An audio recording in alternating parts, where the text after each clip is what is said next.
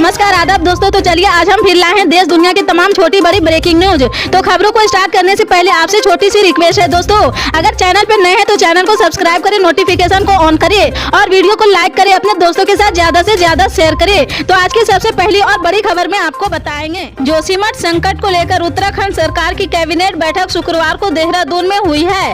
बैठक में जोशीमठ त्रसदी और इससे प्रभावित लोगों को ध्यान में रखकर कुछ अहम फैसले लिए गए हैं। कैबिनेट बैठक में निर्णय लिया गया है कि सहायता पैकेज में पहले सर्वे और लोगों से बात की जाएगी। भारत सरकार से भी राहत पैकेज मांगा गया है। साथ ही सरकार 1 सप्ताह के भीतर राहत पैकेज तैयार करेगी। विस्थापित परिवार के 2 लोगों को मनरेगा की दर पर भुगतान किया जाएगा।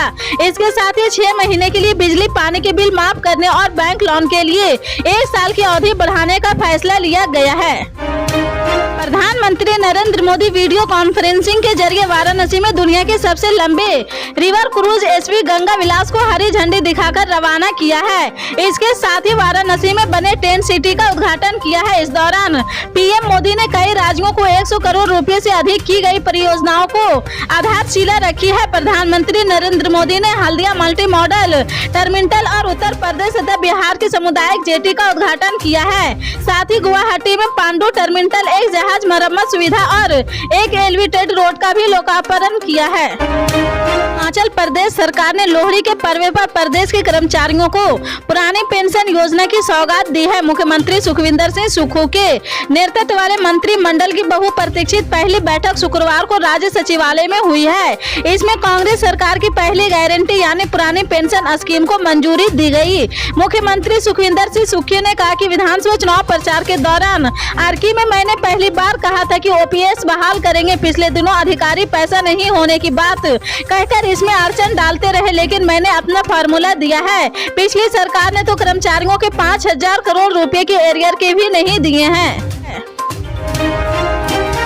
राष्ट्रपति द्रौपदी मुर्मू ने शुक्रवार को कहा कि महाराष्ट्र में नासिक शिरडी राजमार्ग पर सड़क दुर्घटना में लोगों की मौत बेहद दुखद है। उन्होंने शोक संतप्त परिवारों के प्रति अपनी हार्दिक संवेदनाएं व्यक्त की है। इसके साथ ही राष्ट्रपति ने घायलों के शीघ्र स्वस्थ होने की कामना भी की है। दरअसल महाराष्ट्र के नासिक जिले में शुक्रवार सुबह एक बस और ट्रक की टक्कर हो गई, जिसमें 10 लोगों की मौत हो गई है और 22 लोग घायल हो गए। निजी पर्यटक बस के 45 यात्रियों में से कई ठाणे जिले के अंबरनाथ स्थित एक कंपनी के कर्मचारी थे। अधिकारियों ने कहा कि वे अहमदनगर जिले के मंदिरों के शहर सिरडा जा रहे थे, तभी यह घटना हुई है। रामचरितमानस को लेकर दिए गए विवादित बयान पर बिहार के शिक्षा मंत्री चंद्रशेखर पर मुजफ्फरपुर और किशनगंज जिले में हिंदू भावनाओं को ठेस पहुंचाने के आरोप में 2 मामले दर्ज किए गए हैं। मुजफ्फरपुर से एडवोकेट सुधीर ओझा ने शिक्षा मंत्री के खिलाफ केस दर्ज कराया है, जबकि बजरंग दल के गणेश झा जिला पर एसोसिएशन के प्रमोद कुमार व अधिवक्ता अजीत कुमार ने किशनगंज में दूसरा मामला दर्ज कराया है। शिक्षा मंत्री चंद्रशेखर ने बुधवार को तुलसीदास की रामचरितमानस को समाज में नफरत फैलाने वाला बताया था। नालंदा ओपन यूनिवर्सिटी के 5वें दीक्षांत समारोह में छात्रों को संबोधित करते हुए मंत्री ने आगे कहा था कि रामचरितमानस और मनुस्मृति समाज को विभाजित करने वाली पुस्तकें हैं।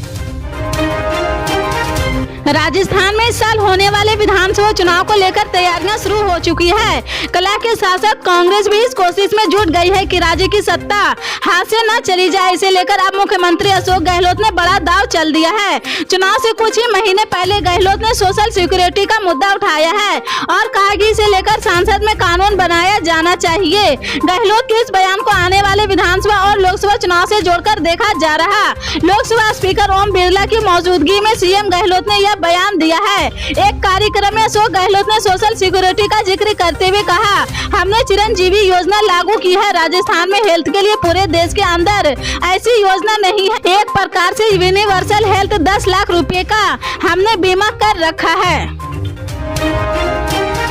नए साल के मौके पर जम्मू कश्मीर के राजौरी जिले में हुए 2 आतंकवादी हमलों की जांच अब राष्ट्रीय जांच एजेंसी करेगी। जम्मू कश्मीर में हाई लेवल मीटिंग के बाद केंद्रीय गृह मंत्री अमित शाह ने इसकी घोषणा की है।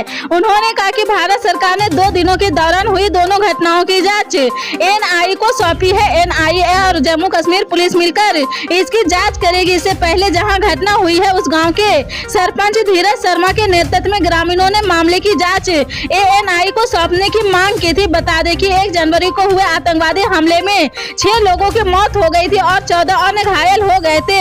हमने घायल हुए एक अन्य शख्स की मौत के बाद अस्पताल में हुई एक ही जगह पर 2 अलग अलग घटनाओं में आतंकियों ने हिंदुओं को निशाना बनाया था। तमिलनाडु सरकार की विभागों में नौकरी पाने के लिए तमिल भाषा की पात्रता अनिवार्य कर दी गई है। उम्मीदवार को भर्ती परीक्षा में तमिल भाषा का पेपर पास करना होगा। राज्य सरकार ने इसके लिए कानून में संशोधन किया है। विधानसभा में शुक्रवार को तमिलनाडु सरकार सेवक अधिनियम 2016 में संशोधन के लिए लाए गए विधेयक पारित कर दिया है।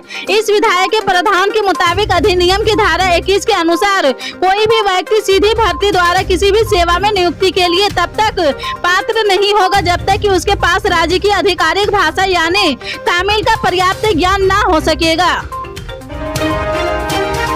पिछले कुछ दिनों की मामूली राहत के बाद एक बार फिर से दिल्ली में कोल्ड ब्लास्ट की आशंका जताई जा रही। कई विशेषज्ञों ने ये संभावना जताया है कि दिल्ली में पारा शून्य या उससे नीचे तक लुढ़क सकता है। पहाड़ों पर चल रही मौजूदा बर्फबारी दिल्ली में मकर संक्रांति के बाद भी हार कपाएगी। इस बात ये तो शायद हो गई है कि 14 जनवरी को जबरदस्त शीतलहर की वापसी होने जा रही। मौसम विभाग ने मौजूदा पश्चिमी विक्षोभ के मद्देनजर जो चेतावनी जारी की है उसके मुताबिक तापमान सामान्य से काफी नीचे गिरने वाला है। गिरावट सिर्फ रात और सुबह के ही तापमान में नहीं होगी बल्कि दिन का तापमान भी औंधे मुंह गिरेगा। लेकिन जानकारों की राय तापमान में कितनी गिरावट होगी उसको लेकर काफी हद तक बटी हुई नजर आ रही है। असम से लगी विवादित सीमा के सटे गांव में रहने वाले पंजीकृत मतदाता आगामी विधानसभा चुनाव में भाग ले सकते हैं। मुख्य चुनाव आयुक्त राजीव कुमार ने शुक्रवार को यह बात कही है। कुमार ने मेघालय में चुनाव की तैयारियों की 2 दिवसीय समीक्षा में चुनाव आयोग की टीम का नेतृत्व किया है। यात्रा का तापमान शुक्रवार को हुआ है। सीईसी ने कहा है विवादित सीमा के लगे गाँव में रहने वाले लोग चुनाव में भाग ले सकते हैं। दोनों पक्षों ने संयुक्त बैठकें की है और वरिष्ठ स्तर पर भी चर्चा हो रही। हम स्थिति देख रहे और चिंता की कोई बात नहीं है। इसी तरह की के लिए जय